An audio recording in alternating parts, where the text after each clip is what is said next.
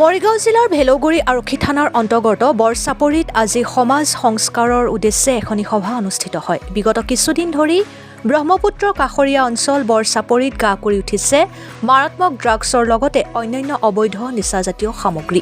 এই অবৈধ মাদক দ্ৰব্যৰ বিৰুদ্ধে আজি অঞ্চলটোৰ স্থানীয় ৰাইজে কেইবাটাও গুৰুত্বপূৰ্ণ পদক্ষেপ গ্ৰহণ কৰে। এতিয়াৰে পৰা বৰচাপৰি গাঁৱত কোনো ব্যক্তিয়ে মাদক দ্ৰব্য সেৱন বা ব্যৱসায় কৰিলে সেইখন ঘৰক এঘৰীয়া কৰিব। মাদক দ্ৰব্যৰ ব্যৱসায় কৰা সকলৰ জানাজা নামাজ পঢ়াৰ পৰা বিৰত থাকক। ৰাজহুৱা কবৰস্থানত কবৰস্থ কৰাৰ পৰা বিৰত থকাৰ লগতে আন কেইবাটাও ড্ৰাগছ বিৰোধী পদক্ষেপ গ্ৰহণ কৰা হয়। বৰচাপৰি গাঁওৰক্ষী বাহিনীৰ উদ্যোগত আয়োজিত আজিৰ সভাখনত আমন্ত্ৰিত অতিথি হিচাপে উপস্থিত থাকে ভেলৌগুৰি আৰক্ষী থানাৰ ভাৰপ্ৰাপ্ত আৰক্ষী বিষয়া সুমিত তালুকদাৰ। আজিৰ সভাৰ সভাপতিত্ব কৰে শ্বহীদুল ইছলামে। আনহাতে আমন্ত্ৰিত অতিথি হিচাপে সমাজসেৱক ইজ্জত আলী, অধিবক্তা খাইৰুল ইছলাম, অৱসৰপ্ৰাপ্ত শিক্ষক ছহেদ আলী, প্ৰাক্তন আঞ্চলিক সদস্য ফকৰ উদ্দিন, গাঁওবুঢ়া মনিৰ উদ্দিনকে আদি কৰি অঞ্চলটোৰ আন কেইবাজনো গণ্যমান্য লোক। আজিৰ সভাৰ আঁত ধৰে গাঁওৰক্ষী বাহিনীৰ সভাপতি সম্পাদকক্ৰমে মাজাহাৰুল ইছলাম আৰু আবু বাক্কাৰ ছিদ্দিকে। মৌৰাবাৰীৰ পৰা ছেলিম আহমেদৰ ৰিপৰ্ট, অৰুণোদয় আছাম।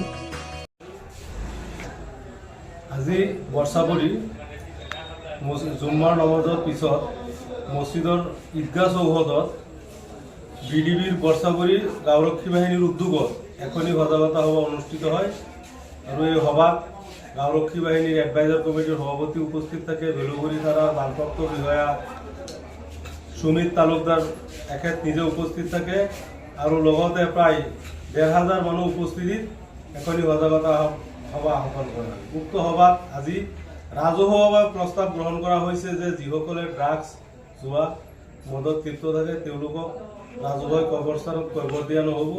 তাৰ উপৰিও জানাজাৰ নমাজ পঢ়া নহ'ব। যদি এক সপ্তাহত তেওঁলোকে এই কাম শেষ নকৰে, নিচাৰ পৰা ড্ৰাগছৰ পৰা যদি ব্যৱসায় বন্ধ নকৰে ডিলাৰশ্বিপ থকাসকলে, তেতিয়াই এক সপ্তাহ পিছত ৰাইজে ৰাজহুৱা প্ৰস্তাৱ গ্ৰহণ কৰিছে। আজি দ্বিতীয় বৈঠক হৈছে, তেওঁলোকৰ ঘৰ বুলডোজাৰে ভাঙি দিয়া হ'ব। নিশ্চয় আবেৰ যি অভিযান বিডিবিৰ উদ্যোগত আজি জমিয়ত উলামা উদ্যোগ লৈছে, বিডিবি পাৰ্টিয়ে লৈছে, মছজিদ কমিটি লৈছে, ঈদগাহ কমিটি লৈছে। গতিকে আমি যি প্ৰচেষ্টা হাতত লৈছোঁ, আমাৰ এটা দৃঢ় বিশ্বাস এক সপ্তাহত আমি বন্ধ হৈ যোৱাৰ এটা আশা কৰিব পাৰিম। আৰক্ষীৰ পৰা কেনেধৰণৰ সহযোগ কৰিব? আৰক্ষী তীব্ৰ গতিত সহযোগ কৰি আছে। বিডিবিৰ লগত আৰক্ষীয়ে দিনে নিশাই ঘূৰি আছে। য'তে ড্ৰাগছৰ সন্ধান পায় লগে লগে আসামি ধৰাত ব্যস্ত। ড্ৰাগছ ডিলাৰশ্বিপ চলাই আছে, তেওঁলোকক শেষ সকিয়নি আজি দিয়া হৈছে।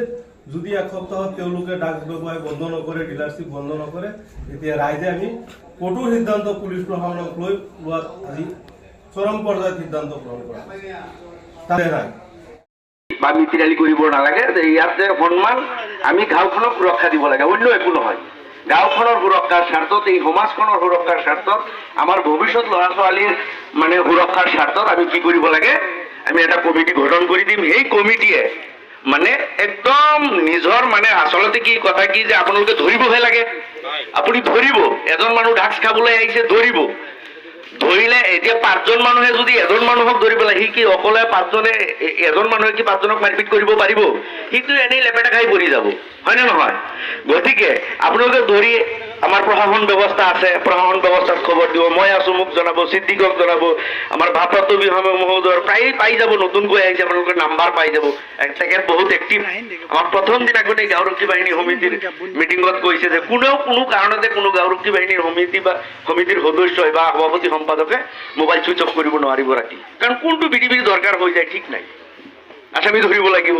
গতিকে এজনক পোৱা নাছিলে, তেওঁক গালিও দিছিল প্ৰথম দিনাখনি। যিয়েই নহওক, মই তেখেতক এই অঞ্চলৰ পৰা বা এই বৰচাপৰি ৰাইজৰ তৰফৰ পৰা আমি তেখেতক ধন্যবাদ জনাইছোঁ, যিটো পদক্ষেপ লৈছে। তেনেকুৱা পদক্ষেপ আৰু উচি আছিলে, ভাৰপ্ৰাপ্ত বিষয়া বহুত আহিছে গৈছে, তেনেকুৱা এটা পদক্ষেপ লোৱা নাই যে গাঁৱত এটা আমি বিডিবিৰ বাহিৰেও এটা কমিটি গঠন কৰি দিম, সেই কমিটিক এটা ক্ষমতা দিম, সেই ক্ষমতাৰ জৰিয়তে সিহঁতে গাঁওখনৰ পৰা এই কুসংস্কাৰবিলাক আঁতৰ কৰিব। এতিয়া আমাৰ 19জন মানুহ আমি নিৰ্বাচন কৰিব লাগে। এতিয়া এই আমাৰ অধিবক্তা আৰু আমাৰ এই প্ৰাক্তন সভাপতি ইজ্জত আলী চাহাব, তেখেত দুজনে মিলি